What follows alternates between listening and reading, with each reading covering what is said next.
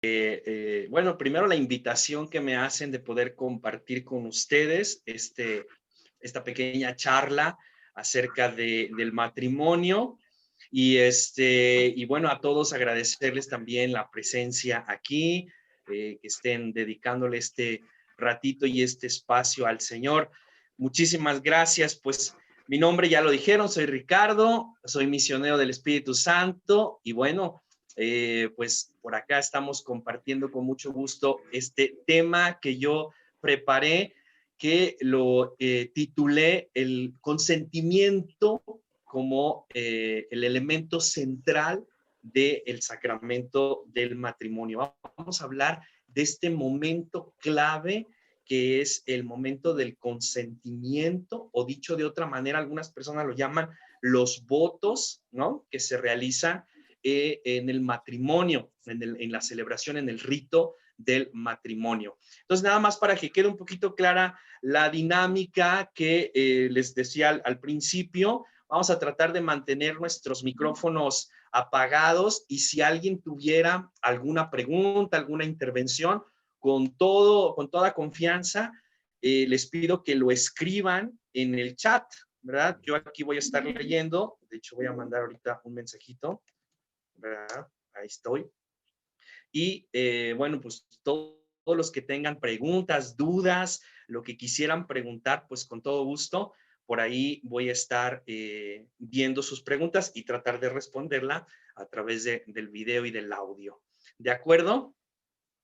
Bueno, gracias, eso. Ahí vi varias cabezas que dijeron que sí, entonces quiere decir que se escucha bien, se escucha claro, se escucha fuerte, ¿sí es verdad? Sí, muy bien, perfecto. Entonces vamos a iniciar con esta charla. Yo les decía que la titulé, o bueno, quisiera centrar este tema en la cuestión del consentimiento. ¿Por qué? ¿Por qué me interesé en el consentimiento? Bueno, porque el consentimiento es la parte de la materia que constituye el sacramento del matrimonio. Como ustedes recordarán, todos los sacramentos tienen materia, tienen forma y tienen un ministro. Es decir, estos tres elementos constituyen el sacramento como tal. Voy a poner un ejemplo para que sea mucho más claro. El sacramento de la Eucaristía. En el sacramento de la Eucaristía, la materia es muy fácil de identificar.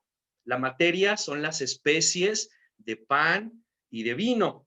Si no tuviéramos pan y vino, no se puede realizar el sacramento de la Eucaristía. ¿Están de acuerdo? Tiene que haber pan y vino como materia para que eso se transforme en el cuerpo y en la sangre de Cristo. Esa sería entonces la materia. Luego vamos a la forma. La forma son las palabras que se dicen para que esa materia se transforme. ¿eh? Venga el Espíritu Santo y entonces transforma el cuerpo, perdón, el pan y el vino en el cuerpo y la sangre de Jesús. Entonces, la forma es la palabra, las palabras, en este caso, las palabras consacratorias que el sacerdote dice a través de la epíclesis, el momento en el que el sacerdote coloca las manos encima de las especies. Y por último, el ministro. ¿Quién es el ministro en el sacramento de la Eucaristía? Bueno, pues es el sacerdote que impersona a Cristo. Él realiza pronuncia las palabras, la oración consacratoria y la materia, el pan y el vino se transforman en el cuerpo y la sangre del Señor. ¿Hasta aquí vamos bien? Esos serían los tres elementos del sacramento. Ahora, vámonos al sacramento de el matrimonio. Ahí cambia un poquito la estructura. ¿Cuál sería la materia del sacramento del matrimonio? Bueno, algunos dirán, por ejemplo, pues los anillos, ¿no? Otros me dirán las arras, otros me dirán el lazo. Bueno, pues no, ninguno de esos es la materia del sacramento como tal. Es decir, ¿qué estoy queriendo decir? Que aunque faltaran los anillos, que aunque faltaran las arras, que aunque faltara el lazo, el matrimonio se realiza. El matrimonio se efectúa. Entonces, ¿cuál es la materia? Por ahí ya me escribieron, la pareja. Fíjense bien, la pareja son el ministro. ¿Quién administra el sacramento del matrimonio? Los novios, efectivamente. La pareja son el ministro en el sacramento del matrimonio. ¿Cuál es? Ándale, ya estoy teniendo aquí problemas de batería. Bueno, ahorita voy a hacer una pausa mientras para conectar la computadora, pero no se preocupen, ahorita lo solucionamos. Entonces, ¿cuál es la materia en el sacramento del matrimonio? La materia es precisamente el consentimiento que expresan los novios en el momento del matrimonio. Cuando me refiero a consentimiento, voy a leer del ritual del matrimonio, para no equivocarme, ¿verdad? Aunque lo he hecho muchas veces, pero no está de más. Lo voy a leer de aquí del libro, para que no haya duda. ¿Cuál es ese consentimiento? Lo voy a leer literalmente, dice así. Yo, fulanito de tal, te acepto a ti, perenganita de tal, como mi esposa. Y prometo serte fiel en las alegrías y en las penas, en la salud y en la enfermedad, y amarte y respetarte todos los días de mi vida. Esto que acabo de leer es lo que nosotros llamamos el consentimiento o los votos matrimoniales. Y esta constituye la materia del sacramento. ¿Qué estoy queriendo decir entonces? Que si no existe esta pronunciación del consentimiento, el matrimonio no es válido, no se efectúa el matrimonio. ¿De acuerdo? ¿Cuál sería la forma? La forma es la expresión delante de la iglesia, delante de toda la gente, del sacerdote que funge como un testigo y delante de Dios que también está ahí como testigo de lo que se está realizando. Pero entonces fíjense cómo cambia completamente la cuestión de la forma, la materia y los ministros en el sacramento del matrimonio. Quien realiza el matrimonio son los esposos con la libre voluntad de expresar a todos públicamente su deseo de ser esposos el uno del otro. Y ponemos como testigos entonces al ministro, al sacerdote, que también ahí puede ser un sacerdote o puede ser un diácono, ¿verdad? Y entonces se realiza el matrimonio. Muy bien. Entonces, por eso elegí este momento como el momento más importante del sacramento del matrimonio. Sin este no podemos entonces efectuar el sacramento. Si falta este, no se puede. Pero lo que sucede en la práctica y en la realidad es que los novios de repente están tan nerviosos o están tan emocionados que de repente este momento del rito pasa desapercibido, pasa como, sin importancia, o ya lo hemos escuchado tantas veces que entonces lo repetimos simplemente como una fórmula que hay que decir, ¿no? Pero en realidad lo que dice esta fórmula es extremadamente importante, es muy importante, es a lo que te estás comprometiendo, es la promesa que estás haciendo delante de Dios y que permanece para siempre. Vamos a analizar entonces, les propongo analizar qué dice este consentimiento y tratar de entender por qué está redactado de esta manera y por qué se dicen estas cosas dentro del matrimonio. Son tres cosas muy importantes que quisiera resaltar. Vamos entonces a comenzar con la primera. La primera cosa que me gustaría decir es, la primera parte dice, yo, fulanito de tal, y ahí tengo que decir mi nombre, ¿verdad? Te acepto a ti, y luego tengo que decir el nombre de mi cónyuge, como mi esposo o como mi esposa, dependiendo del caso, ¿verdad? Vamos a analizar esta primera parte del consentimiento. La primera cosa es que es un acto personal, ¿verdad? Yo no puedo decir que alguien más exprese mi deseo de ser esposo o esposa de la otra persona. Por eso inicia esta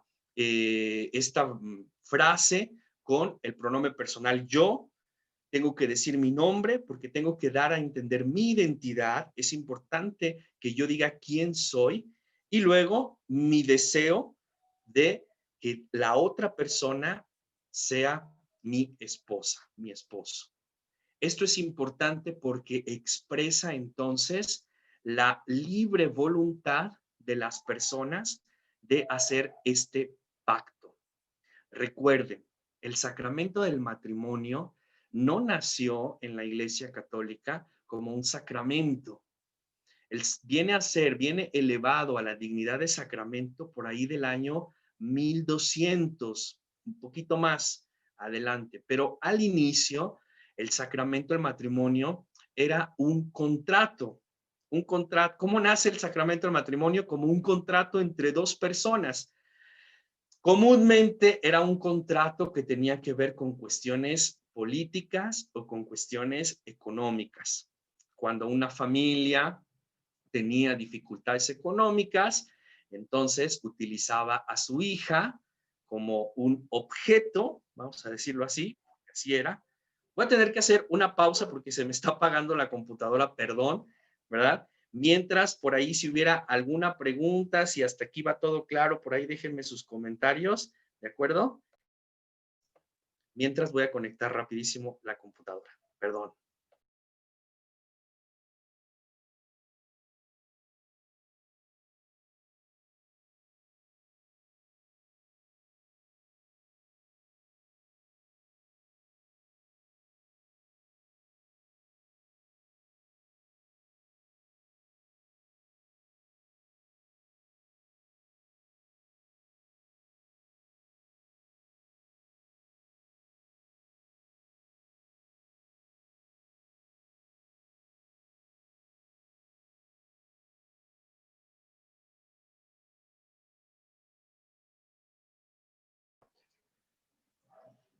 Listo, todo bien. Muy bien. Entonces decía, ¿cómo nace este sacramento? Es un contrato entre las familias, cuestiones económicas. De ahí viene que la mujer, la novia, era dada en matrimonio en este contrato comercial a otra familia. De repente era una familia mucho más poderosa o con mucho más recursos y entonces se le pedía a la familia del novio que se diera una dote, un dinero en efectivo o algunos recursos, ¿no? De ahí viene el símbolo de las arras, ¿eh? Las arras vienen de ahí.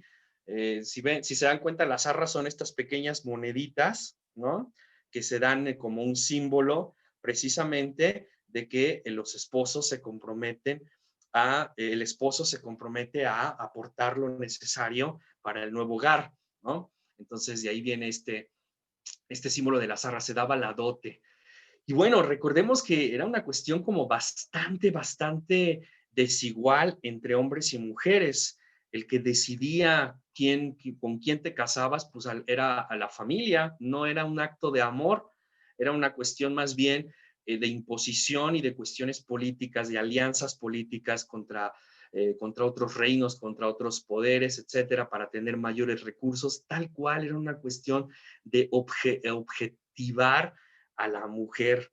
Entonces, cuando el sacramento viene elevado a la condición de sacramento, porque se vio que efectivamente el sacramento ayudaba, el matrimonio ayudaba a las personas a vivir la vida de manera feliz, a vivir la vida de manera plena, y se comienza a estudiar desde el punto de vista bíblico cómo Dios había creado al hombre y a la mujer como una ayuda mutua entre ellos. Entonces se comienza a ver como las bondades del matrimonio, las bondades de esta alianza que fuera no solamente una cuestión de contrato, sino que se elevara a esta condición sacramental. Y entonces cambia la situación. Ahora entonces se le trata de dar mayor dignidad a la mujer, de ponerla al mismo nivel que el hombre, y entonces de ahí viene que el contrato del matrimonio ya hecho sacramento sea una cuestión que tenga que ver con la plena libertad y la plena voluntad de los esposos. Para que el sacramento sea válido, el esposo y la esposa tienen que expresar libremente su deseo de ser un matrimonio, para evitar precisamente esta situación de que sea obligatorio, ¿no? De que sea solamente por cuestiones económicas o políticas. Eso contribuyó a que hubiera muchos problemas al interno de la iglesia, porque entonces se comenzaban a unir en este contrato, en este matrimonio, pero como no había amor, como no había un vínculo amoroso entre los esposos, era muy fácil y era muy cotidiano encontrar la cuestión de la infidelidad, ¿no? El marido se buscaba a otra mujer, a otras mujeres incluso, y la mujer igual, ¿verdad? Al no haber este vínculo amoroso, era muy fácil caer en esto de la poligamia, bueno, de tener muchas otras mujeres. Y entonces el sacramento dice, no, a ver, necesitamos elevarlo a este modo sacramental y que sea efectivamente las personas a decidir casarse. Hubo otra cuestión muy peligrosa que se empezó a dar, que era la cuestión de el enamoramiento entre familiares. Con esto de cuidar el apellido, cuidar los recursos de la familia, entonces se comenzaron a hacer estos matrimonios que iban, pero entre familiares, entre primos, o sea, línea directa, sanguínea. Entonces, también eso la iglesia dijo, oye, no, espérate, hay que poner mucha atención porque esto, además de ser un problema de salud, no está bien, ¿no? No está moralmente bien. Entonces, de ahí viene que se establecieran las publicaciones o lo que hoy llamamos las amonestaciones. No sé si recuerdan que ustedes entregaron sus papeles y con su fotito y luego esa foto estuvo pegada en su parroquia, ¿verdad? Por algún tiempo. Precisamente de ahí nace esta práctica, porque en la antigüedad era muy común que entonces era fulanito que se va a casar con su prima, ¿no? Pues, ¿cómo que se va a casar con la prima? Espérate, no se puede, ¿no? Entonces, la gente estaba encargada, ahora sí, de darse cuenta de estas cosas y de poder decir que no estaba bien hacerlo. Y bueno, entonces, por ahí va la cosa de la historia del matrimonio. Estamos diciendo que en el año 1200 comienza los primeros registros a decir, ya es un sacramento. Y aquí me gustaría recordar entonces qué es un sacramento, ¿verdad? De manera así muy fácil y muy breve para que nos quede claro a todos y qué significa que el matrimonio sea un sacramento. Bien, así de manera simple, un sacramento lo podríamos definir como el momento en el que Dios irrumpe en la vida del ser humano. Nuestra vida está constituida de momentos, de muchos momentos.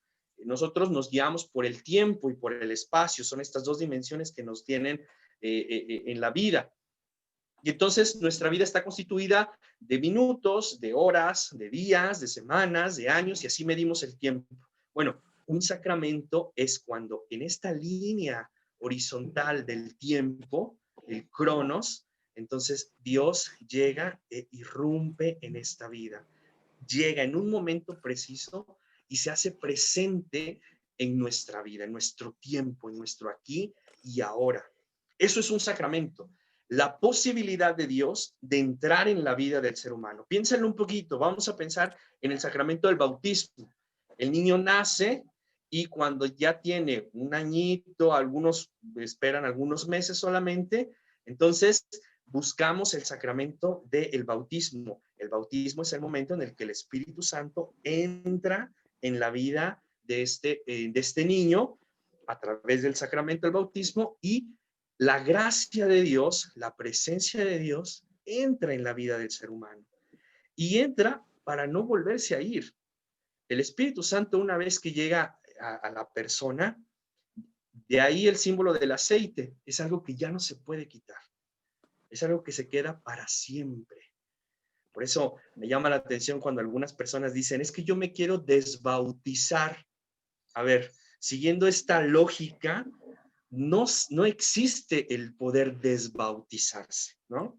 A mí me tocó varias veces que llegaban a la parroquia y decían, padre, es que como a mí no me preguntaron si yo quería ser católico, entonces yo ahorita a mis 20 años, 25 años, yo decido que no quiero ser católico. Yo quiero ser ateo o quiero ser de otra religión. Entonces, por favor, vengo a pedir que me desbauticen, ¿verdad? Ah, caray. ¿Y cómo se hace eso? Si el Espíritu Santo ya entró y ya se quedó para siempre en la vida del ser humano. Entonces, lo único que podemos hacer, lo único que se puede hacer en esos casos y lo que hacíamos nosotros en la parroquia, porque la gente se pone muy exigente, ¿eh? En este sentido, yo quiero desbautizarme porque no quiero ser católico. Entonces, lo único que puedes hacer es borrar su registro de libro, ¿no? Y no utilizar sus datos personales, decíamos. Entonces, ok, está bien, mira, como signo de que te vas a desbautizar, pues vamos a borrar tus datos del libro, ya no vas a estar registrado aquí en la parroquia, pero desde el punto de vista teológico, desde el punto de vista espiritual, no se puede borrar la acción del Espíritu Santo. La gracia que imprime en la persona se queda para siempre. Pensamos ahora en la Eucaristía, por ejemplo. Igual, cuando yo voy a comulgar, cuando yo como el cuerpo, comulgo el cuerpo y la sangre de Cristo en una misa, los efectos de la Eucaristía permanecen en mi vida, permanecen para siempre. Jesús, en la primera comunión que decimos a los niños, llega a la vida del niño a través del pan y del vino para no volverse a ir nunca más. Lo renovamos cada domingo, o hay personas que van a misa diario, bueno, renovamos esta venida de Dios a través del cuerpo y de su sangre en nuestra vida. Pero entonces la acción del Espíritu Santo permanece para siempre. ¿Por qué les digo esto? Porque entonces si hablamos del matrimonio, entonces estamos diciendo que los esposos realizan un acto libre y voluntario expresado y poniendo como testigos al ministro, en este caso al sacerdote, y a Dios como testigo, y en ese momento el Espíritu Santo con su gracia actúa en la pareja y se realiza el sacramento del matrimonio. La gracia de Dios llega y así como dije que sucede en el bautismo, así sucede en el matrimonio. El Espíritu Santo y su gracia, la gracia de Dios, se imprimen en el ser humano para no volverse a ir. Nunca, nunca. De ahí la indisolubilidad del matrimonio. De ahí que no existe en la Iglesia Católica el divorcio. Yo no puedo divorciarme de mi esposa. Es como el ejemplo que les ponía de quien se quiere desbautizar. No se puede. La acción del Espíritu Santo está ahí siempre, ¿verdad? Bien, de ahí entonces que debamos expresar esto de manera verbal. Bueno, luego podemos entrar en detalles, ¿no? Por ejemplo, alguien me preguntaba una vez, padre, ¿y si el novio es mudo? No lo puede decir, ¿verdad? Bueno, lo puede expresar a través de las señas o lo puede escribir y lo puede mostrar a todos y es un matrimonio válido, ¿verdad? Lo importante es que se exprese exteriormente la forma, perdón, la materia del sacramento del matrimonio. Bueno, entonces, les recuerdo que entonces el matrimonio nació como un contrato y en algún momento se decidió hacerlo sacramento. Pero entonces quisiera que retomáramos un poquito el tema del contrato, pero ahora no visto desde el punto civil, sino vamos a ver desde el punto religioso, desde la cuestión bíblica. Como ustedes saben, el Antiguo Testamento, nuestros padres en la fe, que son los judíos, tenían lo que nosotros llamamos la alianza. Si nosotros leyéramos el Antiguo Testamento con una clave de lectura desde la alianza, entonces podríamos entender mucho, mucho mejor toda la cuestión del Antiguo Testamento. ¿Y qué es esto de la alianza? Bueno, lo que estoy diciendo es que Dios desde siempre ha querido establecer una alianza con su pueblo. Ha querido entrar en una relación con cada uno de nosotros. Lo vemos, por ejemplo, desde Abraham. Ustedes recordarán que Dios quiso entablar una alianza con Abraham, le hace una promesa. ¿Se acuerdan cuál era la promesa que le hizo Abraham? Por ahí les recuerdo, ustedes serán mi pueblo, yo te daré un pueblo numeroso como las estrellas del cielo, ¿verdad? Como las arenas del mar. Yo te daré una tierra, ¿verdad? Y efectivamente se la dio, pero había ciertas condiciones que Abraham tenía que cumplir. Tenía que dejar su tierra, dejar a su familia, dejar a su familia, a sus amigos e ir en busca de esta tierra prometida. Pero entonces hay un deseo de parte de Dios de que haya esta relación de alianza entre él y el pueblo. Recordemos también con Moisés en el momento del Sinaí, y esa es la gran alianza que Dios hace con el pueblo de Israel. Moisés sube al monte Sinaí y ahí se encuentra con Dios. Y Dios le dice que quiere establecer una alianza con su pueblo y le da los 10 mandamientos. ¿Recuerdan esa escena del Evangelio? Ahí está. Mucho tiempo atrás también está Noé. ¿Se acuerdan de Noé y el diluvio? ¿No? También Dios quiere hacer una alianza con su pueblo y la hace con Noé, que el símbolo de esa alianza es un arco iris. Por ahí son cosas bíblicas que después pueden ir a checar en la Biblia, pero desde siempre lo importante es entender cómo desde siempre Dios ha querido establecer una alianza, un contrato entre dos partes. Comúnmente este contrato entre las dos partes es una parte que es más beneficiada y la otra que es menos beneficiada, y entonces cuando realizan este pacto, pues ahí se comprometen a hacer algunas cosas. Existía todo un protocolo para hacer este tipo de contratos, ese tipo de alianzas. Se llamaba alianza de vasallaje. Y entonces eran dos pueblos que se unían y uno se comprometía a defender al otro si en algún momento dado venía una matanza, una guerra, el pueblo se comprometía a defenderlo y el otro pueblo, como garantía, se comprometía a servirlo, a ser su servidor. Y entonces había esta alianza. Y para hacer la alianza se realizaba un rito muy especial. El rito era partir un animal por la mitad, ¿no? Y entonces la sangre que emanaba era el símbolo de la vida. Me estoy comprometiendo con la vida. Y entonces las personas que hacían el pacto cruzaban por el medio del animal muerto, partido en dos, ¿verdad? Pasaban por el medio y la sangre se ofrecía a Dios porque Dios fungía de testigo, ¿no? De testigo de esta alianza. Ponían a Dios como un testigo. Y entonces venía después, decían, bueno, si tú cumples con la alianza, te vas a ver beneficiado de esto y esto y esto y esto. Pero si no la cumples, entonces las maldiciones que te van a caer son esta, esta y esta y esta. O sea, había una responsabilidad en el cumplimiento de este pacto que se realizaba entre los dos pueblos. Pues bien, cuando Dios establece la alianza con su pueblo, sucede exactamente lo mismo.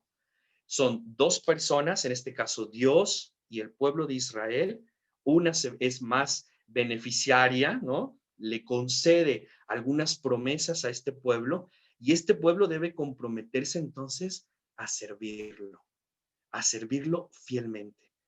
Está expresado de una manera muy bonita cuando Moisés está hablando con Dios y entonces Dios le dice, le hace una promesa de la alianza.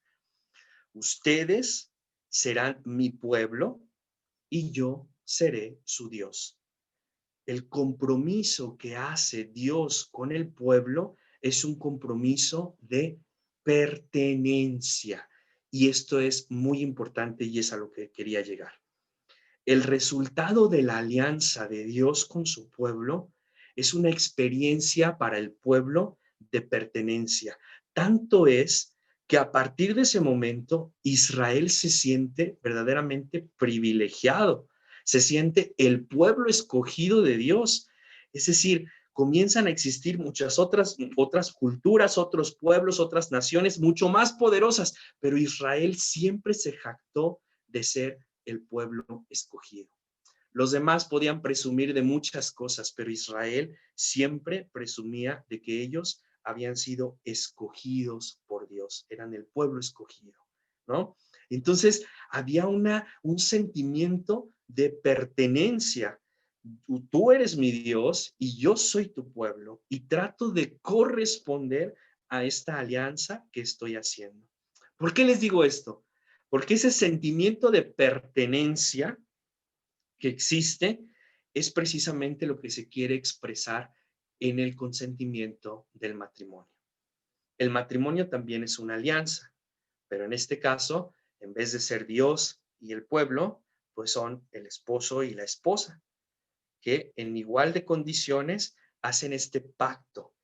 Y lo que estamos jurando es precisamente este sentido de pertenencia. Por eso el texto comienza diciendo, yo, fulanito de tal, te acepto a ti, perenganita de tal, mi nombre, su nombre, como mi esposo, como mi esposa.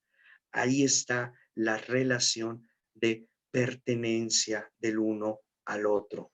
En este caso, el sacramento del matrimonio es una relación recíproca entre el hombre y su mujer y viceversa, la mujer y su hombre. De hecho, no sé si ustedes les tocó o recordarán que los abuelos se decían, yo soy fulanita, y decían su apellido y luego decían de y el apellido del marido, ¿verdad?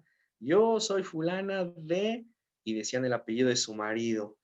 Ahorita ya no es muy bien visto porque dicen que quita la libertad y no sé qué tantos discursos, pero en la antigüedad era un modo de expresar precisamente este sentimiento de pertenencia del uno al otro. A ver, a partir de este momento, cuando yo estoy pronunciando estas palabras, lo que estoy diciendo es que mi vida dejará de ser mía y pasará a ser tuya. Que lo más valioso que yo tengo, que es mi libertad, la estoy poniendo en tus manos. Yo decido libremente donarte la parte más valiosa de mí, no solamente mi vida, que a final de cuentas mi vida ni siquiera es mía, es de Dios, pero ¿qué sí es mío? ¿Qué sí es totalmente mío? La libertad. Eso sí es mío. La voluntad sí es completamente mía. Y lo que yo estoy queriendo expresar entonces en este término, en este enunciado, es que yo decido libremente concederte mi libertad. Y la otra persona exactamente dice lo mismo. Hay una igualdad de condiciones. Aguas con esto, es bien importante. La iglesia ha querido siempre que esto sea recíproco entre el hombre y la mujer para quitar cualquier idea de sotomisión, de sumisión, perdón, de una cuestión de menospreciar a la mujer, ¿no? Sino poner en la misma dignidad a ambas personas. Ahora, la pertenencia, el sentido de pertenencia, me ayuda a mí a entender que a partir de este momento, mi identidad cambia. Ontológicamente, ya no soy la misma persona. Al yo pertenecerle al otro, al yo ser del otro, entonces mi ser cambia. Yo no puedo, a partir del matrimonio, continuar a comportarme como antes, como mi vida de soltero. Y esto es lo que muchos de los matrimonios no entienden. A partir de ese momento, tu vida ya está en manos de otra persona y tú tienes en tus manos la vida del otro. Te haces responsable de eso. Y entonces, las decisiones que vas a tomar, lo que tienes que hacer a partir de ese momento, debe de ser algo compartido con el otro, siempre, porque ya estás completamente unido a esa persona. No existe en el mundo, hermanos, una unión más estrecha que la del matrimonio.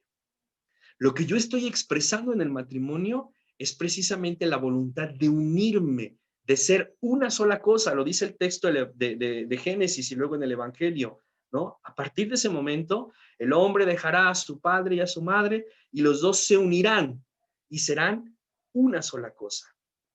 Quiere decir que a partir de ese momento yo tengo que empezar a pensar no solamente por mí mismo. En cualquier decisión, en cualquier circunstancia de mi vida, yo ya no puedo seguir pensando en lo que a mí me conviene, en lo que a mí me hace feliz, en lo que yo quiero para mí. A partir de ese momento hay otra cosa, bueno, otra persona, no cosa, que está completamente unida a mí. Y tengo que tomar en cuenta eso, porque si no, entonces me estoy comportando como si fuera soltero, como si estuviera solamente yo, ¿no? Aguas con esto, porque aquí nos jugamos muchos de los problemas del matrimonio, ¿verdad? Es que yo quiero seguir yéndome de fiesta con mis amigos. A ver, espérate. No es que irse de fiesta sea malo, es que a partir de este momento necesitas preguntarle a ella si van a ir a la fiesta o si te da chance de ir a la fiesta y viceversa, ¿eh? También ella. Es que yo me quiero ir con mis amigas de compras. Eso lo hacías de soltera. Ahora como casada, tienes que incluir el elemento esposo, de alguna manera. No lo puedes dejar fuera en ninguna de tus situaciones, de tus decisiones. A partir de ese momento forman una sola cosa. Entonces, vuelvo a repetir. El texto del consentimiento dice, yo te acepto a ti como mi esposa, ¿verdad?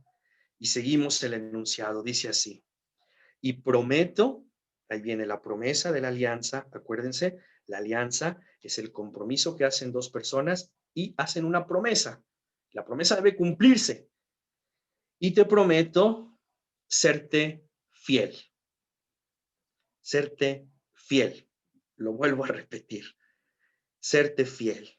Y luego ya expone las circunstancias en las que la fidelidad se prueba, que son las alegrías, las penas, la salud, la enfermedad.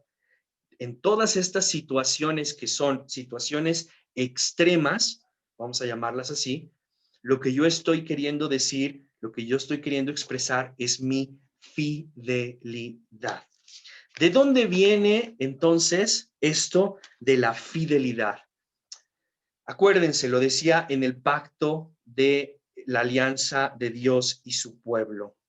Cuando Dios establece, tú serás mi pueblo y yo seré tu Dios, no está diciendo, yo voy a ser tu pueblo, yo voy a ser tu Dios, pero aparte tenemos otros dioses a los que puedes adorar, ¿verdad? Entonces, y tú vas a ser mi pueblo, pero también tengo otros pueblos. No, lo que Dios está diciendo es una cuestión unilateral. Contigo es la alianza y tú me tienes que responder a mí. De hecho, si ponen mucha atención, el grande problema de Israel fue las infidelidades a Dios, o dicho de otra manera, la idolatría. Israel se buscó otros dioses y perdieron de vista lo que era la fidelidad a Dios. Y Dios toma muy en serio estas infidelidades. La idolatría es el pecado más grave que puede existir en el pueblo de Israel. Ahora traslademos esa fidelidad que Dios le pide al pueblo a la alianza en el matrimonio. Es exactamente lo mismo. La fidelidad que un hombre y una mujer se están prometiendo en el matrimonio es no idolatría, es un pecado grave. Yo me estoy comprometiendo a que solamente contigo, ¿no? De ahí que la fidelidad sea otro elemento indispensable. Voy a llamarlo así entonces. La primera es la pertenencia y el segundo es la fidelidad. Y la fidelidad implica todas estas circunstancias límite que el texto está enumerando: salud, enfermedad, alegrías y penas. Y ahí métanle todas las circunstancias. La fidelidad aún en esos casos. ¿De acuerdo? Y por último, la última parte del texto del consentimiento dice, y amarte y respetarte todos los días de mi vida. Y aquí el elemento importante es todos los días de mi vida. ¿Qué implica esto de todos los días de mi vida? Lo que decíamos hace un momento, la infalibilidad del matrimonio, ¿verdad? Es indisoluble, perdón, la indisolubilidad del matrimonio. No se puede disolver un matrimonio, ¿sale? Una vez que se efectúa el momento de la gracia, el momento del consenso en que yo expreso esto, queda para siempre, todos los días. Y lo que estoy prometiendo es amor y respeto. Dicho de otra manera, nos comprometemos a ir aprendiendo poco a poco a amar. Ahora, yo decía, cuando tú te casas, entonces abres la posibilidad de tu vida a que la otra persona deposite en ti el misterio de su propia vida. Es decir, tú abres el espacio en tu propia vida para que el otro entre en tu vida, ¿no?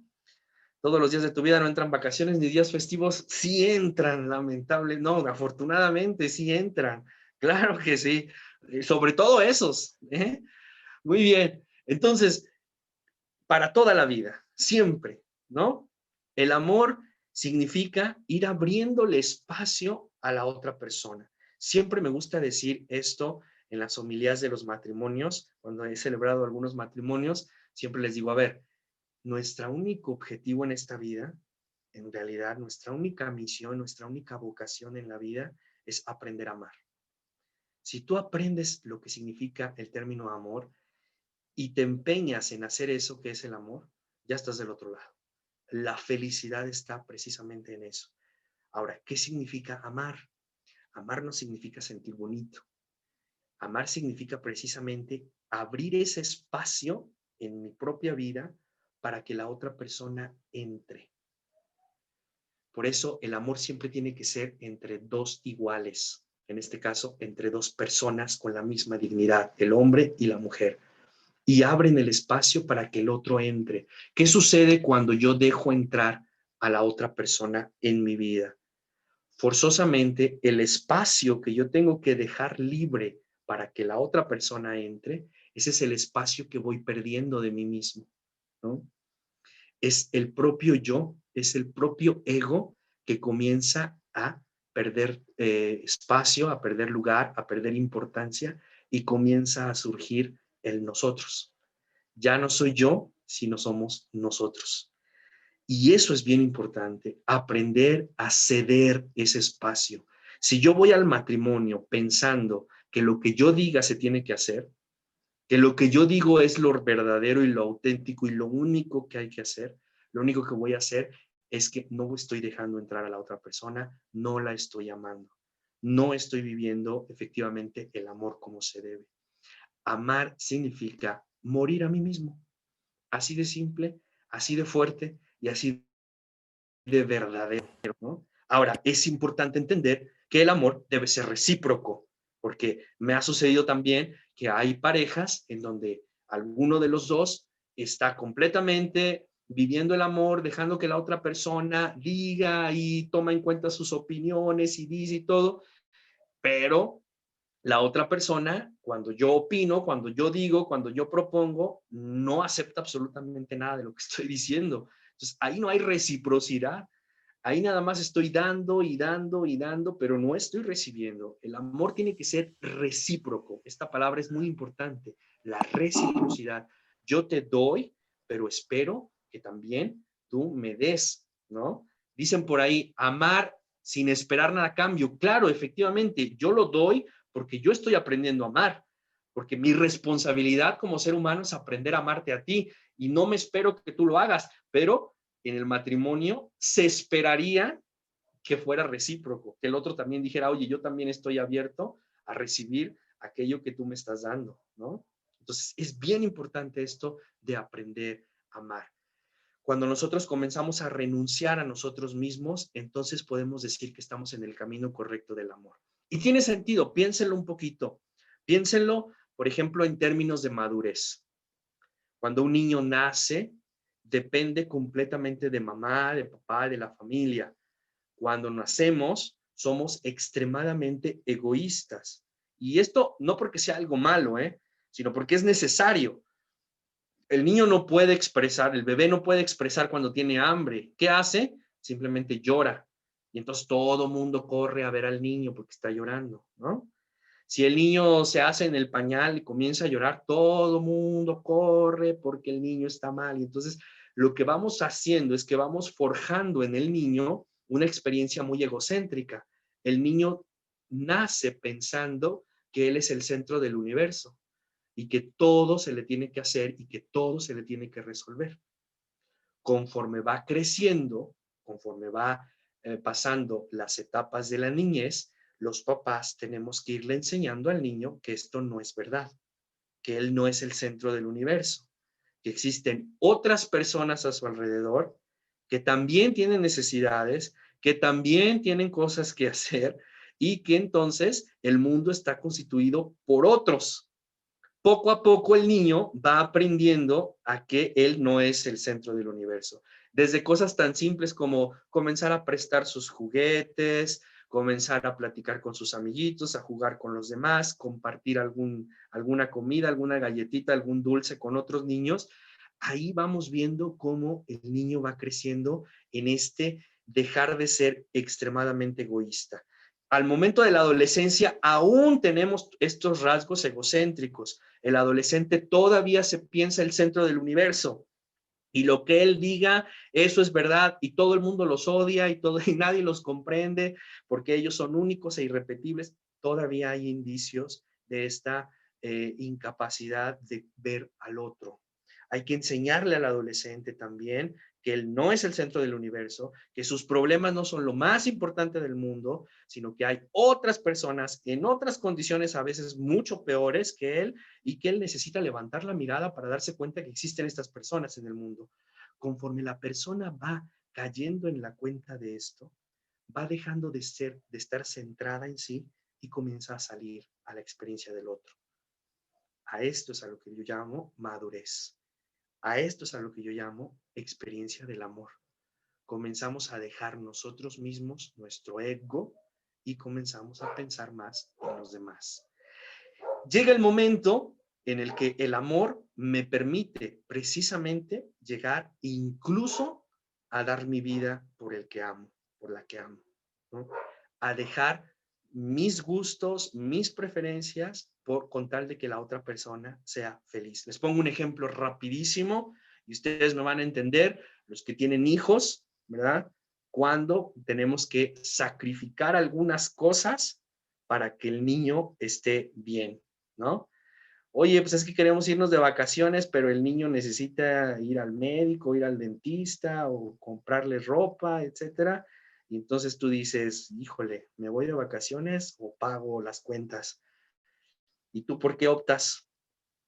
Yo espero que sea por tu hijo, ¿no? Y por las necesidades de tu hijo. Ese amor que estamos expresándole al niño, ese amor que estamos expresando por nuestros hijos, ese es el amor que es capaz de morir a sí mismo, de dejar lo mío, de dejar, aunque sea algo que yo quiera mucho, el partido de fútbol o los tenis o las vacaciones o lo que sea, estoy dispuesto a renunciar a eso con tal de que el niño esté bien y con tal de que el niño esté feliz.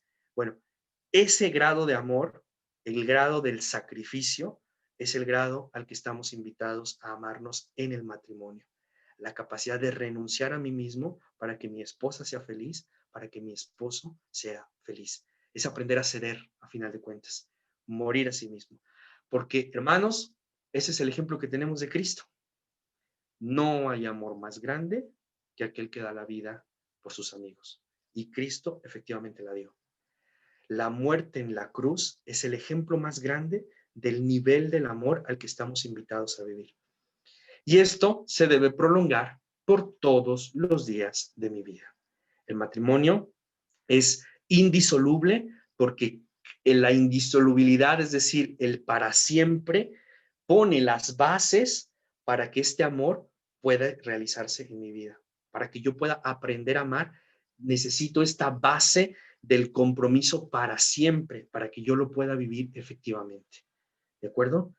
Vuelvo entonces a recordar los 3 puntos importantes del consentimiento. El primero es la pertenencia, el segundo es la fidelidad y el tercero es el para siempre, ¿no? El que es indisoluble, es para siempre. Estas 3 cositas son las que yo digo cuando me caso.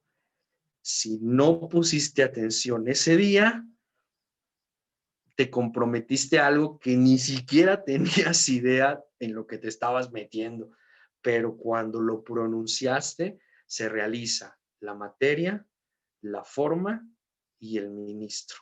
Entonces, ahí están los tres elementos y el matrimonio, el sacramento del matrimonio se realizó. ¿De acuerdo? Bien, hasta aquí vamos a dejar esto del consentimiento. Ahora me gustaría, no sé cuánto tiempo tenemos por ahí, Pati, Nacho, si me pueden decir cuánto tiempo nos queda. El Dice por tiempo ahí que sea alguien. necesario y que lleve gusto, padre. ¿Cuánto llevamos? No sé cuánto llevamos. La sesión no tiene, no tiene duración. Llevamos Ahora, un poquito menos, 40 minutos.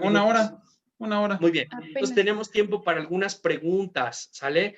Si tuvieran preguntas a nivel de lo que hemos estado platicando o que con esto hayan surgido algunas preguntas sobre la indisolubilidad o sobre la fidelidad, sobre la pertenencia, sobre el rito del sacramento, ¿verdad? Oye, padre, los anillos, oye, las arras, oye, el lazo, ¿verdad? Todas estas cosas, todos estos elementos clásicos que vivimos en la Eucaristía. En el rito del matrimonio, también pueden preguntar por ahí. Ya por ahí veo una pregunta, dice, ¿sacrificio y sacramento tienen alguna relación? Claro, por supuesto que hay una relación. A ver, el sacramento, como decíamos, es el momento en que Dios irrumpe en la vida del ser humano. ¿Qué significa la palabra sacrificio? Bueno, la palabra sacrificio le hemos dado una connotación siempre muy negativa. Cuando pensamos en sacrificio, pensamos inmediatamente en dolor, ¿no? En sufrimiento. Ay, es que me sacrifico por, ¿verdad? A ver, el término sacrificio es algo mucho más amplio. Sacrificar significa hacer santo algo. Cuando yo hago santo alguna cosa. Voy a poner un ejemplo. Si yo tengo una velita, ¿verdad? En mi casa y esa vela la voy a poner para un altar, lo que estoy haciendo es que estoy dedicando mi vela para el altar. Yo esa vela no la voy a ocupar para otra cosa que no sea para mi altar, para mi culto a Dios. ¿De acuerdo? No la voy a usar para el baño, para mis velas aromáticas, para darme mis baños de tranquilidad. No, no, no, no. Es una vela que yo voy a ocupar exclusivamente para mi altar. ¿Qué quiere decir esto entonces? Que cuando yo hago exclusiva mi vela para esto, para lo divino, yo estoy sacrificando esta vela, ¿no? Ya no se va a usar para otra cosa más que para el Dios, más que para el culto a Dios. En ese sentido, estoy haciendo santa la vela, ¿no? En el sentido de que la estoy sacrificando, ya no la ocupo para otra cosa, sino para Dios, ¿ok? Yo puedo hacer santo cualquier cosa, yo puedo sacrificar cualquier cosa. Por ejemplo, mi día. Si yo me levanto en el día, ¿no? Y comienzo mis acciones cotidianas del día y yo digo, oye, pues este día lo voy a dedicar a Dios, se lo voy a dedicar a Él. Y voy a hacer obras buenas, voy a estar al pendiente de la oración, voy a ayudar a mis amigos, voy a ayudar a mis hermanos, etcétera. Lo que estoy haciendo es que estoy sacrificando mi día. A lo mejor yo podía haberme dedicado en el día sin pensar absolutamente en Dios, hacer divertirme, irme al paseo, etcétera, sin pensar absolutamente nada en Dios. Sin embargo, lo que estoy haciendo es sacrificar el día, santificarlo. Y entonces es una dedicación de esto. Ahora, si hablamos del sacramento, el sacramento precisamente es esta posibilidad de que Dios entre en mi vida. Es un sacramento, es un sacrificio. Yo le estoy diciendo a Dios que entre en mi vida y la haga santa y la transforme. Entonces, el sacramento se puede entender también como un modo de sacrificio en mi vida. Ahora, si pensamos, por ejemplo, en la Eucaristía, pues es el sacrificio de Cristo. Dios envía a su Hijo y para sellar esta nueva alianza, de ahí viene el término nueva alianza, y la decimos en la misa. Si ustedes están atentos a las palabras del sacerdote en la misa, recordarán que se dice, este es el sacrificio de la nueva alianza, porque la antigua alianza es la del Antiguo Testamento, de la que hemos venido hablando, la que se hizo con Moisés, donde se mató un animal, donde se ofreció el sacrificio de un animal y la sangre, que era el símbolo de la vida. Ahora en Cristo Es el único sacrificio que se realiza. Es Cristo mismo quien toma el lugar de la víctima y es Cristo mismo que se ofrece como sacrificio. Y es precisamente su sangre la que sella el pacto de esta nueva alianza. Mientras en la antigua alianza era la sangre de un animal y se sellaba el pacto, aquí en la nueva alianza es la sangre nada más y nada menos que de Dios. De ahí que ya no exista otro o no se necesite hacer ni renovar esta alianza que ya hizo Dios con nosotros y que es permanente, que es para siempre. ¿De acuerdo? Muy bien, por ahí hay otra pregunta, dice, ¿cómo superar el egoísmo en el mundo actual en que el valor de la persona por lo regular se mide por lo que se tiene y no por lo que se es como persona, no por lo que es la persona? Híjole, pregunta muy complicada, muy difícil. ¿Cómo podemos vencer el egoísmo? Pues precisamente aprender a amar, ¿verdad? Aprender a ceder, aprender a perder. A ver, a nadie le gusta perder. Eso es una cosa obvia.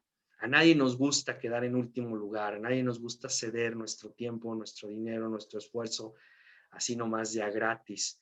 Pero precisamente ahí viene lo meritorio del amor. Cuando yo aprendo a descubrir el valor de la entrega, el valor del amor detrás de algo que cuesta mucho trabajo. Por eso por eso decimos que es una virtud. Una virtud es este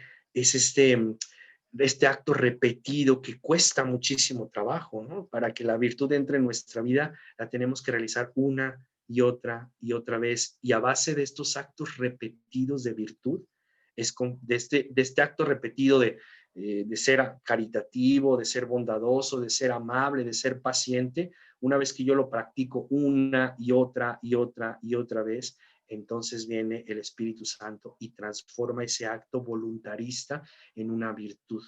Y solamente así las virtudes se instauran en nuestra vida. Es un trabajo cotidiano de todos los días. Es el esfuerzo cotidiano de cambiar nuestra propia vida. Y el egoísmo se vence así. En realidad, cuando decimos cuál es el vicio contrario al amor, ¿no? El amor es una virtud. ¿Cuál es el vicio contrario al amor? Todos podrían decir, es el odio. No, es el egoísmo, ¿no? Es esta cerrazón, este continuar pensando solamente en mí. Entonces, debemos de ir contracorriente. El evangelio es eso, es ir contra la corriente. Mientras el mundo me dice que las cosas valen solamente por lo que tienes, ¿no? Por el poder, por el tener, por el placer, Cristo te dice, aprende a perder, aprende a ceder, aprende a quedar en el último lugar, aprende a vivir siempre con lo necesario. Es ir contra corriente. Aquí no hay de otra manera, ¿no?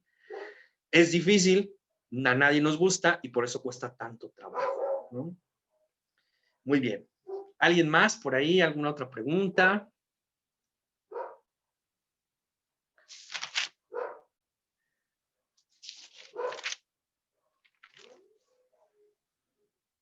Qué barbaridad. Quedó todo muy bien explicado.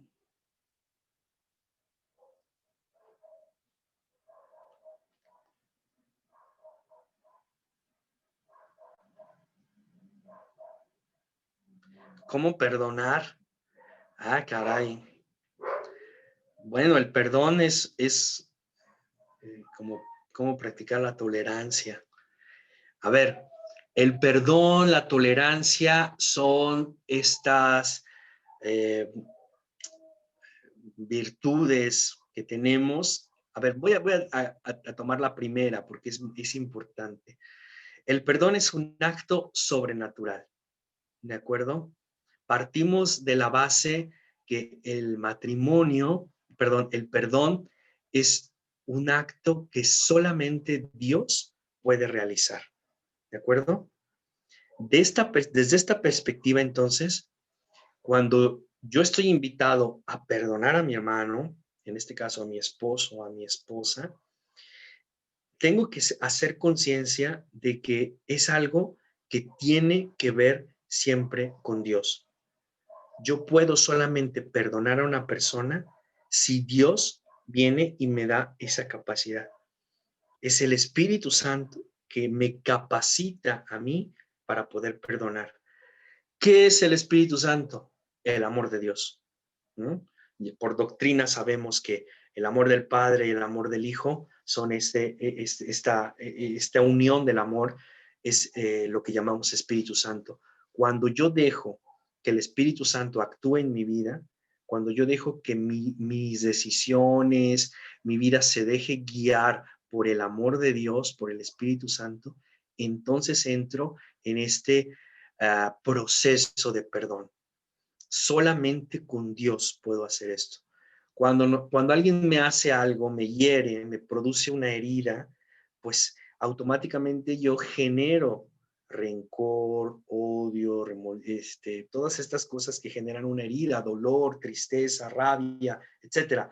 Y entonces, para yo poder sanar una herida, necesito primero el tiempo necesario para que la herida vaya sanando. Es imposible que alguien me haga una herida y yo diga automáticamente, ya, se me quitó el dolor, ¿verdad? Ya no me duele, ya te perdoné, ¿verdad? Es distinto, es diferente, son dos cosas diferentes. Yo quiero perdonarte, pero para poder perdonarte necesito sanar. Y para poder sanar necesito el tiempo necesario para que la herida pueda restaurarse. Que no quiere decir que mi vida, que mi herida vaya a volver exactamente igual a como estaba antes, ¿no? Antes de que se me produjera la herida. Siempre va a quedar una cicatriz, siempre va a quedar secuelas, siempre va a quedar algo ahí. Pero eso no quiere decir que no esté perdonando. Lo que quiere decir es que el daño fue muy profundo, que la herida fue grave. Pero entonces yo puedo perdonar, iniciar el proceso del perdón dándome el tiempo necesario y pidiendo siempre esta gracia de Dios para que sea Dios a través de mí que pueda perdonar a la persona, ¿no? Luego entraríamos un poco en casuística, ¿verdad? O sea, cómo cada uno habría que analizar cómo es que se puede realizar el perdón. Creo que por ahí se paró mi imagen. No sé si me están escuchando, por favor. ¿Sí? Ok, gracias. Bien, tenemos por ahí otras preguntas. Bueno, ¿cómo practicar la tolerancia? Me parece que esto tiene que ver con las virtudes, ¿no? Acuérdense que yo decía que las virtudes son estos actos. Una vez le preguntaron a una beata qué era una virtud y ella contestó, es el grado del amor que le tenemos a Dios. ¿Por qué? Porque ella contesta así. Me parece entender que la virtud es precisamente esta voluntad mía, comienza siempre como un acto voluntarístico. Yo quiero ser tolerante. Y entonces para ganar en la virtud yo tengo que practicarla. La virtud no me va a caer así simplemente del cielo porque yo le pida a Dios, oye Dios, quiero ser más tolerante. No. Para aprender a ser tolerante necesito comenzar a hacer pequeños actos de tolerancia, practicar la tolerancia y a base de repeticiones, entonces llega el Espíritu Santo y aquello que es voluntarista lo convierte en una virtud. Pero entonces necesito practicar, necesito comenzar. Dicen por ahí, a nadar se aprende nadando, aviéntate a la alberca, ¿no? A ser tolerante, a ser paciente, se aprende con pequeños actos de paciencia, con pequeños actos de tolerancia, con pequeños actos de amabilidad, etcétera, etcétera. ¿De acuerdo? Dice, ¿qué tanto impactan las redes sociales en el matrimonio? Uy, muchísimo. Bueno, no solamente en el matrimonio, a todo mundo. Hoy la información que tenemos es muchísima. Tenemos, voy a quitar el video.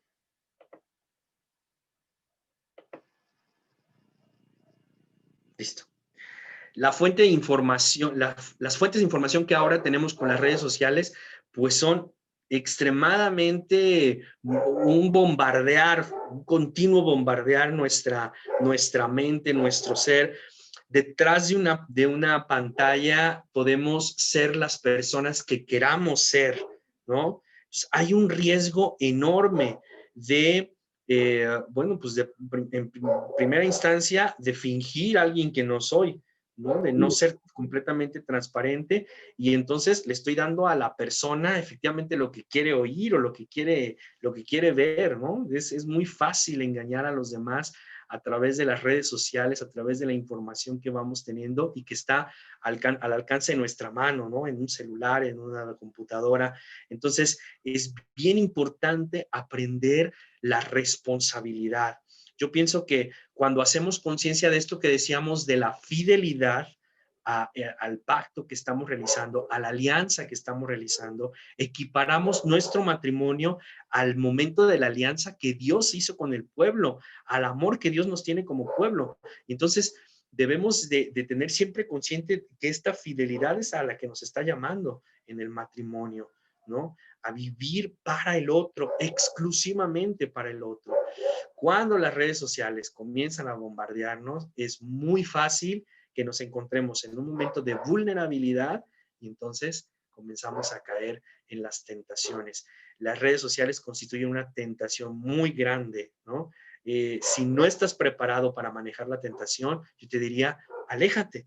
Lo mejor es alejarse. Si yo sé que no me controlo con un postre, por ejemplo, pues voy a tratar de mantener el postre lejos de mí, precisamente para ayudarme en esta fuerza de voluntad que tengo que tener para no caer en la tentación, ¿no? Hay una virtud, también es una virtud, que se llama dominio de sí. Bueno, antes se la llamaban así, dominio de sí. Hoy la podríamos llamar el control de los impulsos, ¿verdad? Entonces, no me tengo que dejar controlar, tengo que aprender a ser dueño de mí mismo, aprender a yo frenarme, a poner los límites, hasta dónde puedo. Y para esto implica un autoconocimiento. Si yo no me conozco en dónde ya tiendo a ceder en la tentación, entonces no voy a poder determinar cuáles son mis límites. Si yo digo, no, pues una cervecita, no pasa nada, pero luego esas cervecitas se convierten en 2, en 3, en 4, cuando me di cuenta, ya me puse la guarapeta de mi vida. No aprendí a poner límites porque no me conozco a lo mejor en el alcohol, ¿no? Y así pasa con las redes sociales. Sí impactan, hay que tener mucho cuidado, hay que ser muy responsables en la manera de usarla. Y yo les diría, ustedes como papás, enséñenle a sus hijos eso, porque los muchachillos del día de hoy están aprendiendo precisamente a usarla sin límite, sin límite. La semana pasada confesé a una chiquilla, 11 años, ¿verdad? Y me decía, es que no puedo vivir fuera de mi celular, ¿no? Lo tengo que tener siempre. Lo primero que hago cuando me despierto es ver el celular y lo último que hago al final del día es ver mi celular, ¿no? Entonces, 11 años, ¿verdad? Al final del momento de las confesiones, se acercó la mamá a preguntarme, oye, padre, ¿tú crees que sea conveniente que mi hija tenga un celular? Pues, ¿cuál creen que fue mi respuesta? Evidentemente no, no, ¿no? La niña llevaba 2 intentos de suicidio, ¿no? Y motivado precisamente por esto de las redes sociales, porque nadie le daba like a sus publicaciones, ¿no? Entonces, este sentimiento de abandono que se vive es terrible, y más en los adolescentes que no tienen como esta capacidad de la frustración, de sobrellevar la frustración. En fin, es algo muy complicado. Las redes sociales representan un reto muy grande para la sociedad del día de hoy. Entonces, ustedes por ahí, ayúdennos a que los muchachillos aprendan a llevarlas adecuadamente y responsablemente. Muy bien, vamos a ver otra pregunta por ahí. Dice, ¿cómo ceder para ser feliz en el matrimonio sin perder mi esencia como persona? Qué interesante. A ver, esto, cuando yo me doy cuenta de que la otra persona, más que aplastarme, más que desaparecerme, cuando yo abro la posibilidad a la otra persona de entrar en mi vida, lo que estoy recibiendo es que me estoy enriqueciendo. Si yo aprendo a ver eso como enriquecimiento de lo que la otra persona me aporta a mi vida, entonces yo puedo hacer ese proceso de integración, ¿no? De lo que yo soy y de lo que estoy aprendiendo de la otra persona para no desaparecer. Claro que es importante que se mantenga la individualidad. Ojo, no dije individualismo, eso es diferente, ¿sí? Los sismos no son buenos para nada, en ninguna, ¿no? Entonces, el individualismo no es bueno. ¿Qué es el individualismo? Cuando yo digo que las cosas se tienen que hacer como yo digo y entonces es lo que yo diga, porque yo siempre tengo la razón, porque las cosas como las hago yo, no hay error en lo que yo hago. Ahí estoy en el individualismo. En cambio, si yo me abro a la posibilidad de que existe otra forma de entender la vida que no es la mía y lo veo como una riqueza más, está esta manera en la que yo la hago y que es muy buena, pero también está esta manera en la que la hace mi esposa y bueno, voy a abrirme a la posibilidad de que también pueda hacer algo bueno. Y eso me enriquece porque ahora tengo dos maneras de hacer una cosa, una misma cosa. Pero si yo lo veo como algo que me aplasta, como algo que no me deja ser yo, entonces inmediatamente voy a poner un mecanismo de defensa que me va a impedir aprender. Entonces, los seres humanos fuimos creados para la relación. Siempre. Desde que nacemos, desde que Dios nos concibe en el seno de nuestra madre, tenemos una relación. Primero con nuestra mamá, evidentemente. Pero una vez que nacemos, la relación es con mi papá, con mis hermanos, luego con mi familia más extensa, luego comienzo a hacer amistades, luego ya comienzan mis compadres, mis amigos, mis trabajos. Siempre estamos en relación. Entonces, quiere decir que si Dios nos creó seres de relación, cuando yo experimento la relación más íntima y más profunda que puedo tener, que es el matrimonio, que es con otra persona, entonces puedo estar seguro que en esa relación yo voy a ser completamente feliz. Y es que la felicidad, precisamente, el secreto de la felicidad está precisamente en esto, en que yo pueda hacer feliz a los demás, ¿no? En la medida en la que yo hago feliz al otro, enriquezco al otro y sin que yo me dé cuenta, voy a ser inmensamente feliz también yo. Ese es el secreto de la felicidad. Ya se los regalé como regalo el día de hoy en esta plática. Muy bien. Bueno, vamos a ver la otra pregunta. Padre, ¿sería tan amable de explicarme las últimas declaraciones del Santo Padre referente al matrimonio del mismo género igualitario? Gracias. Híjole, tema complicado, tema difícil. Bueno, voy a ser bien claro con ustedes. A ver, el Papa hizo una entrevista hace más de 2 años con una periodista mexicana llamada Valentina Alasraqui. Seguramente la habrán escuchado porque es la reportera mexicana del Papa, siempre ha estado cubriendo las notas del Papa. Y en aquella ocasión en la que entrevistó al Papa, ella le preguntó cuál era su opinión respecto a las personas con atracción hacia el mismo sexo. Y entonces el Papa puso un ejemplo de cómo había llegado una pareja como parental, dos papás que tenían unos hijos, ¿verdad?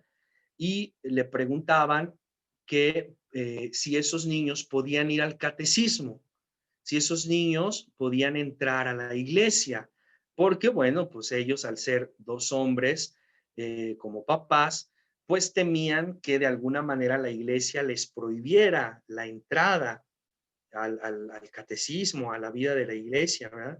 Entonces el Papa le responde a esta pareja, ¿no? A ver, no, las personas con atracción al mismo sexo tienen esta familia a la que la familia no puede excluirlos, tienen derecho a la familia. ¿Qué estaba diciendo el Santo Padre en esto? Que la iglesia tiene el deber de recibir a estas personas. Los niños no tienen absolutamente la culpa de nada, ni pecado de nada, ni absolutamente nada. El Papa se expresa entonces como la familia, estos niños tienen derecho a pertenecer a la iglesia, a ser acogidos, a estar siempre al interno de la iglesia. Y entonces luego el Papa dice, hay que procurar que haya una ley que los proteja civilmente. ¿A qué se refiere el Papa con esto? Bueno, se refiere a que ha habido situaciones en la vida real, ¿no? En la que dos personas mantienen una relación muy estrecha. No estamos diciendo que sean pareja sexualmente, No, estamos diciendo que hay una relación muy fuerte entre dos personas que incluso es mucho más fuerte que con su familia de carnal, vamos a decirlo así. Y se ha dado el caso que, por ejemplo, en los hospitales, ustedes saben, cuando una persona está grave, no dejan entrar a nadie si no sea el familiar, ¿no? Entonces, se ha dado el caso en el que en esta amistad que existe o en esta relación que existe entre dos personas del mismo sexo, hay tanta confianza que yo desearía que esa persona estuviera a mi lado en el momento de mi muerte o en el momento de que estoy en el hospital, en el momento más grave, y por la ley no está permitido.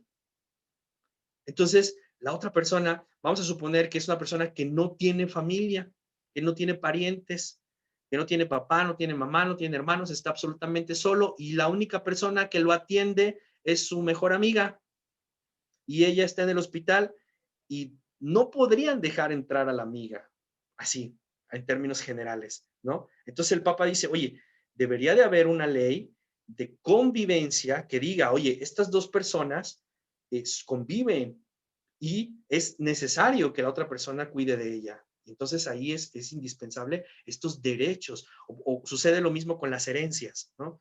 Una persona muere intestada y la herencia, a lo mejor yo quería dejársela a mi mejor amigo, ¿no? A la persona que me cuidó en el momento de mi muerte, de mi enfermedad, pero por ley yo no puedo dejársela a esa persona porque no hay ningún vínculo familiar, no hay ningún vínculo que me una a esta persona y entonces mis bienes pasan a ser pues de quién sabe quién, de mi sobrino o de mi quién sabe quién, ¿no? A lo mejor mi deseo sí era que esa persona se quedara con eso. Entonces ahí es donde el Papa dice, a ver, hay que procurar que haya este tipo de ley que proteja a estas personas en esos casos.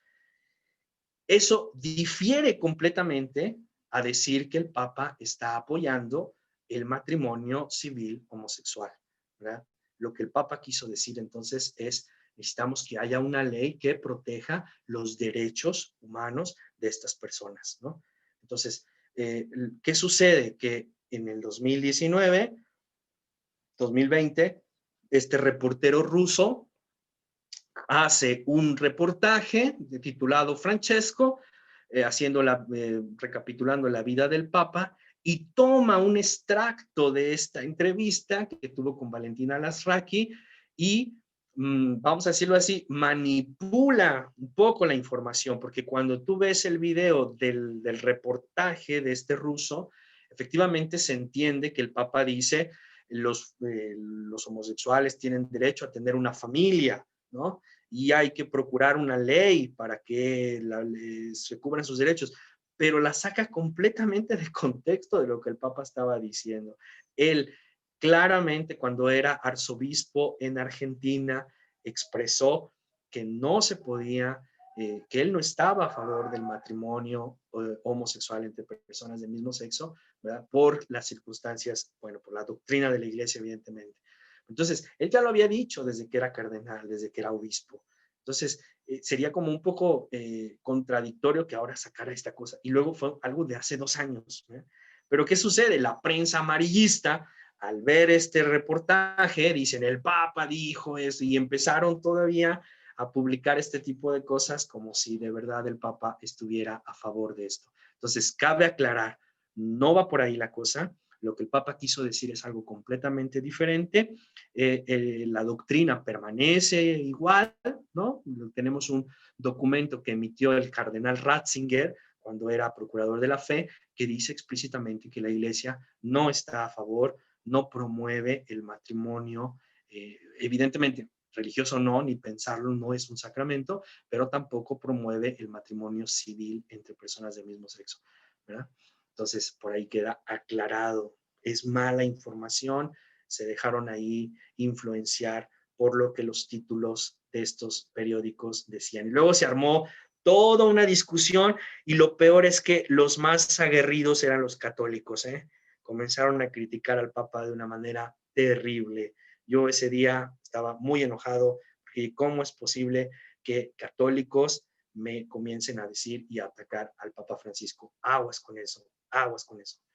Yo sé que el Papa es un ser humano y se puede equivocar, pero antes de emitir cualquier juicio hay que aprender a leer las noticias, no dejarnos llevar por los encabezados. Hay que aprender a contextualizar al Papa, hay que aprender a estudiar lo que se ha dicho a lo largo de la historia. Yo no puedo sacar una noticia así nada más de la nada y inmediatamente decir, es que el Papa no sabe, y es que el Papa no es el anticristo, y bueno, un montón de cosas que se comenzaron a decir en las redes.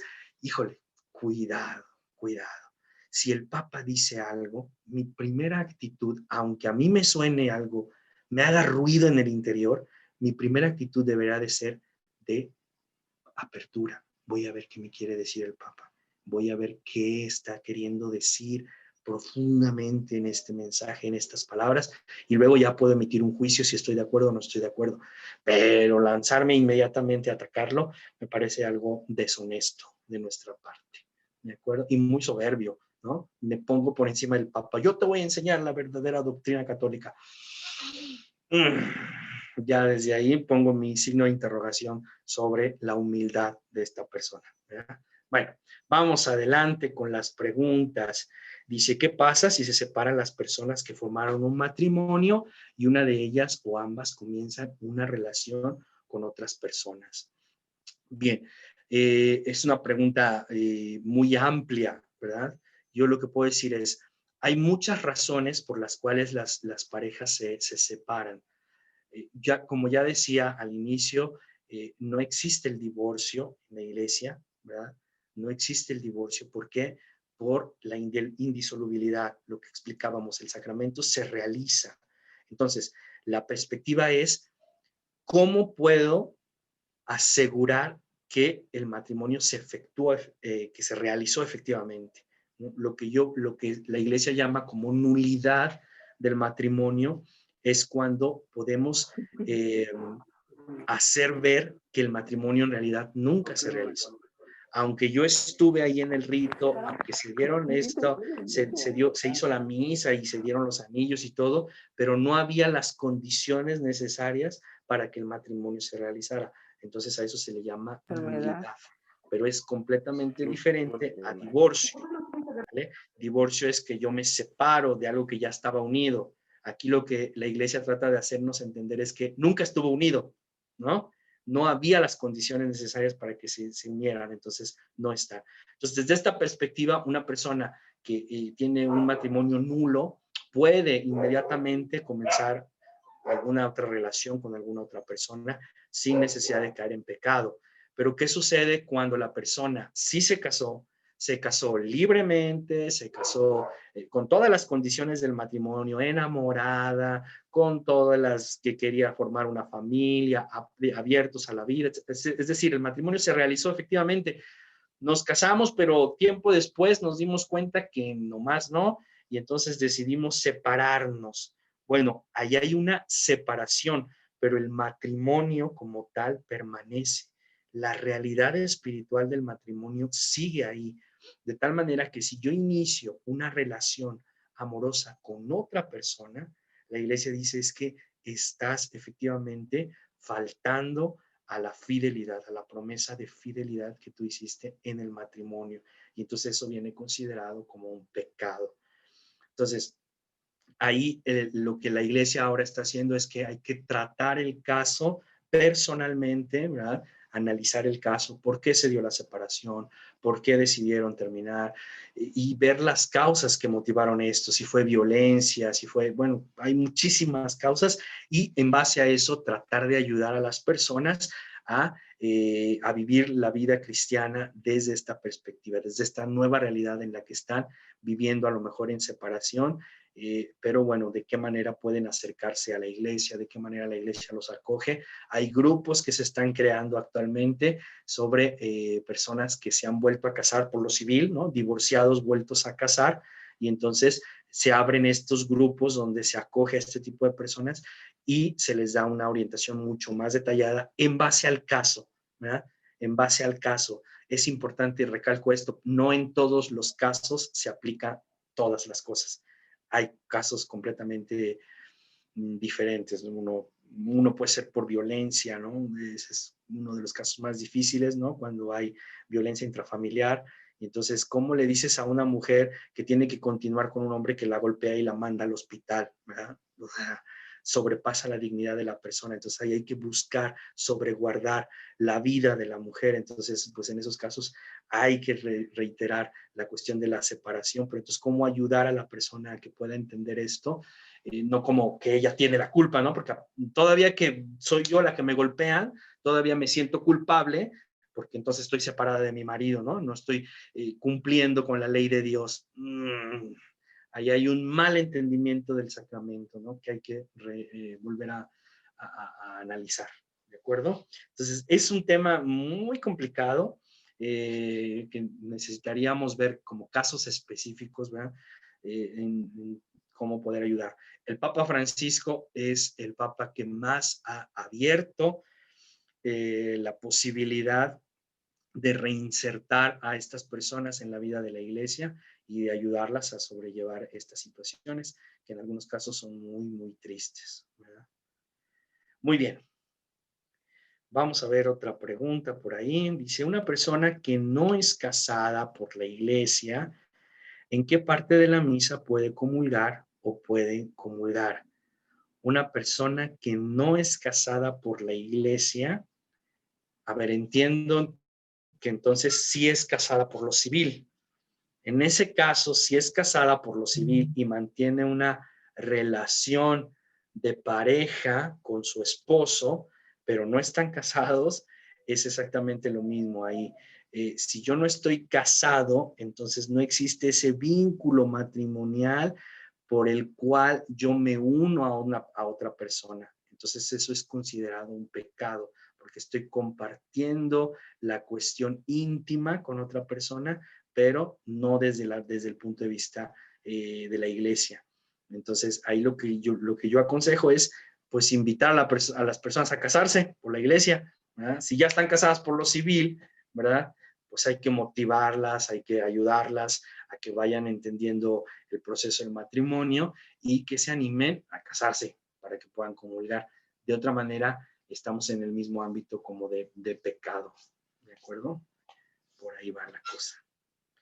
Muy bien, pues creo que son todas las preguntas, ¿verdad? Pues yo creo que por aquí podríamos ir terminando, ¿verdad? Muchísimas gracias a todos.